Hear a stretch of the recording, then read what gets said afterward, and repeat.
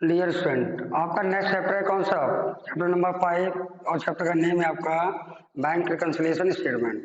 तो bank reconciliation statement का means क्या होता है वो देखो।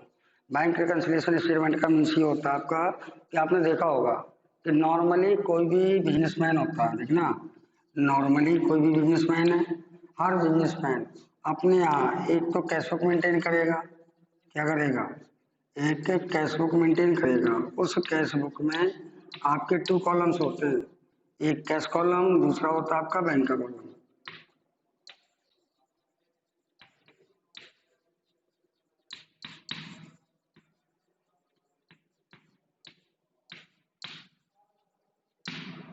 तो हर बिजनेसमैन के पास एक तो कैश बुक होती है उसकी सेल्फ की।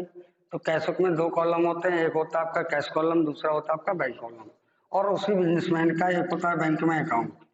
उसी बिजनेसमैन का क्या होता है? बैंक में अकाउंट होता है। और उस बैंक अकाउंट की उसको क्या मिलती है? पासबुक। उस बैंक अकाउंट की उसको क्या मिलती है? पासबुक। तो करना क्या होता है वो देख लो। अगर आप नॉर्मली देखो तो कैश बुक के बैंक कॉलम में कौन सी ट्रांजेक्शन रिकॉर्ड होती हैं? जो बैंक से रिलेटेड होती हैं। Okay.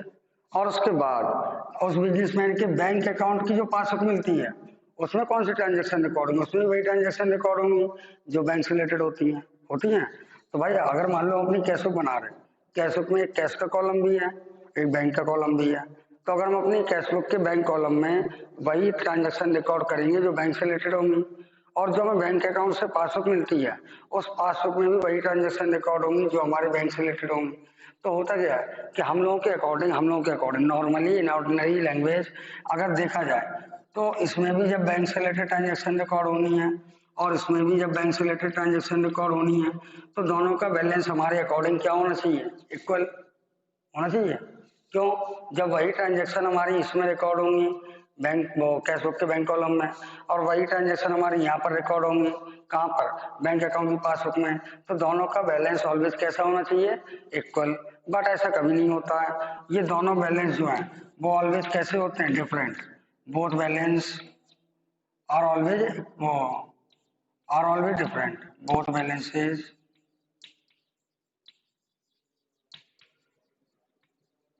Are always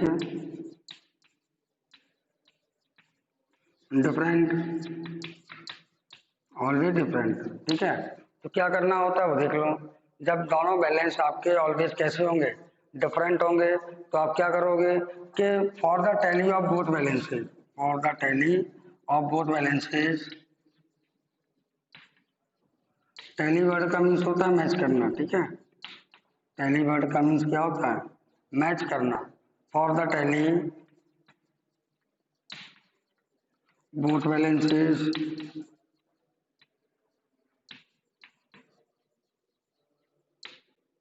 be prepare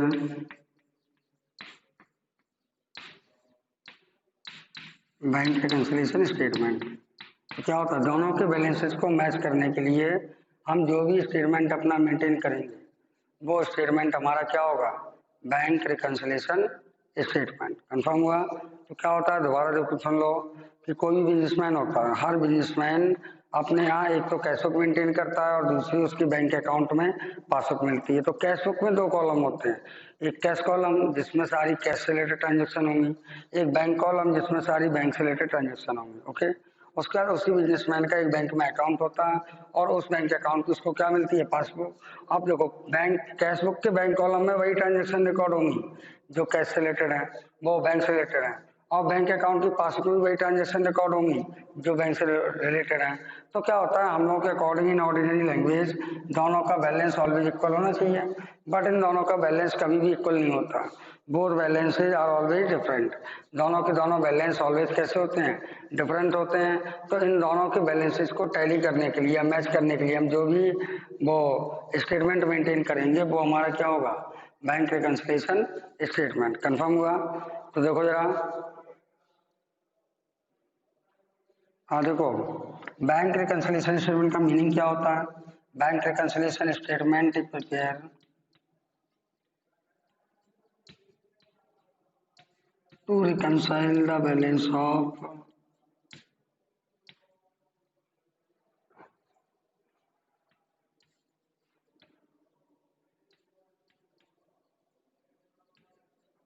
balance of cash book and passbook.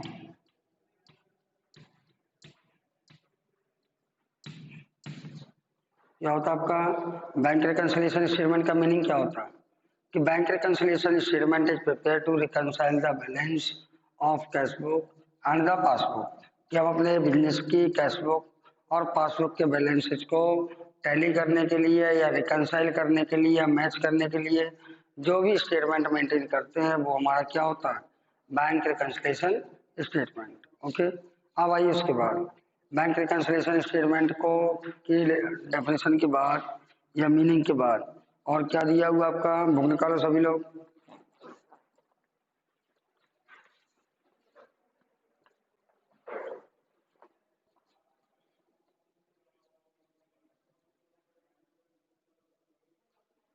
हाँ देखो, बैंक रिकंसिलिएशन स्टेटमेंट की नीड क्या होती है कि जब हमारे बिजनेस के कैश बुक और पासबुक दोनों के बैलेंसेस डिफरेंट होते हैं तो क्या करना पड़ता है वो देखो। तो ऐसी सिचुएशन में हम क्या करते हैं, नीड फॉर रिकंसिलिएशन में कि it is prepare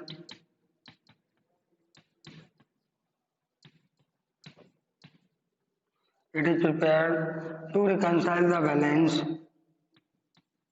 to reconcile the balance it is prepared to reconcile the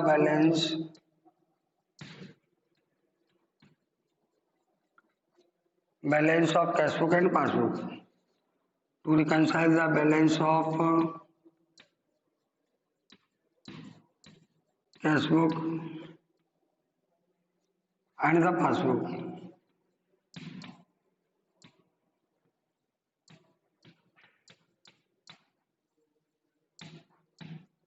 जबकि आपका it is prepare to reconcile the balance of cash book and the passbook, ये नीड फॉर रिकंसिलिएशन में क्या होता है कि बैंक रिकंसिलिएशन स्टेटमेंट क्यों बनाया जाता है कि हम रिकंसिलिएशन कर सकें, मीन सॉल्यूशन कर सकें या डिफरेंस को फिनिश कर पाए।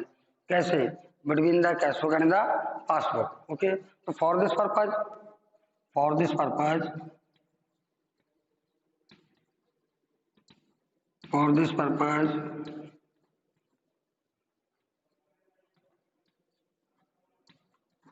First we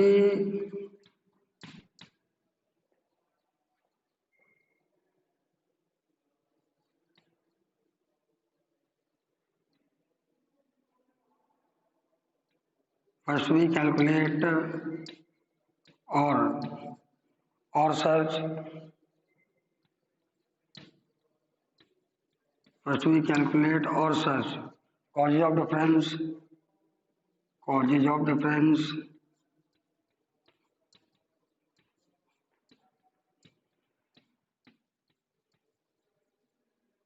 and after that we prepare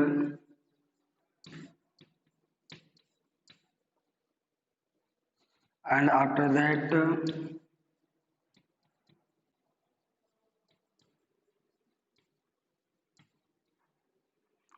that we prepare bank reconciliation statement on the basis of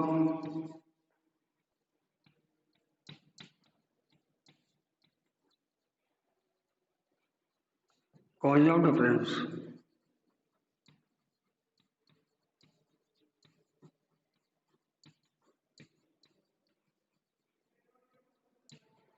तो क्या कि नीड फॉर रिकंसिलिएशन का मीन्स ये है कि it is prepare to reconcile the balance of cash book and the passbook, कि हमारा जो बैंक रिकंसिलिएशन स्टेटमेंट मेंटेन होता है ये क्यों होता है कि अपने बिजनेस की कैश बुक और पासबुक के बैलेंस को इक्वल कर पाए या मैच कर पाए या टैली कर पाए। तो उसके लिए क्या होता है, for this purpose first we calculate और सर्च कॉज ऑफ डिफरेंस, कि हमारा पहला काम ये होता है कि हम अपने कॉज ऑफ डिफरेंस देखें कि किन किन पॉइंट की वजह से कॉज ऑफ डिफरेंस और किन किन पॉइंट्स की वजह से डिफरेंस आ रहा है। And after that we prepare bank reconciliation statement on the base of cause of difference, और जो कॉज ऑफ डिफरेंस आपके पास आए आप उन्हीं के बेस पर क्या करोगे, अपना बैंक रिकंसिलिएशन स्टेटमेंट मेंटेन कर लोगे। तो कहानी को समझ में आई?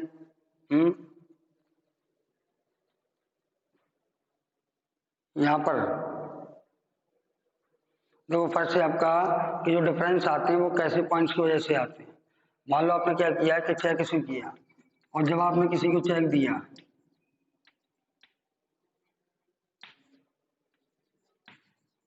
जब आपने किसी को चेक दिया तो क्या हुआ कि आपने माइनस कर लिया अपनी कैश बुक, अपने 5,000 को, उसको 5,000 का चेक उसको दिया दिया बट उसके बाद क्या हुआ वो देखो, उन्होंने जाकर वो चेक को प्रेजेंट नहीं किया कहाँ पर, बैंक में। मान लो हमने रोहन को चेक दिया, तो जैसे हमने रोहन को चेक दिया तो हमने क्या किया कि तुरंत लिख लिया अपनी signal double column cash book में, ये cheque given to Rohan, write कर लिया, तो वहां तो रिकॉर्ड हो गया। लेकिन जब आपने बैंक भेजा तो देखो यहाँ पर आप माइनस कर चुके हो उतना अमाउंट, जब चेक दिया था ना तो हमने बैंक कॉलम से उतना अमाउंट गायब कर दिया, कितना 5,000। अब उसके बाद रोहन ने ले जाकर वो चेक बैंक में प्रेजेंट नहीं किया, तो वो अमाउंट यहाँ से माइनस नहीं हुआ, यहाँ पर वो अमाउंट क्या रहा, प्लस। तो दोनों में टाइमिंग डिफरेंस हो गया, तो दोनों में क्या हो गया आपका टाइमिंग डिफरेंस। क्यों, अगर मान लो रोहन टाइम पर जाकर चेक को प्रेजेंट कर देते तो वो चेक का अमाउंट हमारा यहाँ से भी माइनस होता, यहाँ से भी माइनस होता, तो ये पॉइंट की वजह से हमारा डिफरेंस नहीं आता। अब देखो क्या नेक्स्ट पॉइंट देखो, बैंक वालों ने एटीएम का चार्ज काट लिया, तो एटीएम का चार्ज अगर बैंक वाले काटते हैं, लेकिन क्या आपका अगर वो बैंक वालों ने एटीएम का चार्ज काट 270 रुपीज काट लिया, तो यहाँ से पासबुक से तो माइनस है, बट वो यहाँ पर अमाउंट क्या रहेगा, प्लस। क्यों रहेगा, क्योंकि हमारे पास उस चीज की कोई इन्फॉर्मेशन नहीं है। समझ में आ गया, तो देखो दोनों में डिफरेंस आ गया। क्यों, बैंक वालों ने एटीएम से बैंक से काटे ना एटीएम चार्ज, तो बैंक से कट गया, हमें पता नहीं चला कब काटा और कितना काटा। समझ में आ रहा, तो वो अमाउंट हमारा पासबुक में तो रहेगा माइनस, बट हमारी कैश बुक में उतना अमाउंट क्या रहेगा, प्लस, तो डिफरेंस हो जाएगा। उसके बाद बैंक वालों ने इंटरेस्ट के दिए, तो अगर बैंक वाले इंटरेस्ट का अमाउंट हमें देते हैं, सुनना, बैंक वाले अगर इंटरेस्ट का अमाउंट हमको देते हैं, मान लो उन्होंने 500 दे दिया, तो ये अमाउंट आपका यहाँ पर तो प्लस है, ये अमाउंट आपका यहाँ पर प्लस है। और उसके बाद हमें उसकी इंफॉर्मेशन नहीं थी, तो वो अमाउंट हमारे यहाँ पर क्या रहेगा, माइनस।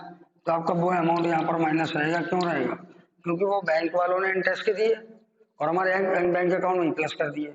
तो उसके बाद हमारे पास कोई ऐसी इंफॉर्मेशन भी नहीं थी कि बैंक से इतना अमाउंट कट गया, तो जब हमारे सामने वो चीज आएगी तब हम उसको रिकॉर्ड कर लेंगे। ठीक है, तो ये होते हैं आपके वो पॉइंट जिनकी वजह से हमारी कैश बुक और पासबुक में डिफरेंस आ रहा है। तो बताओ यहाँ पर भैया ऑनलाइन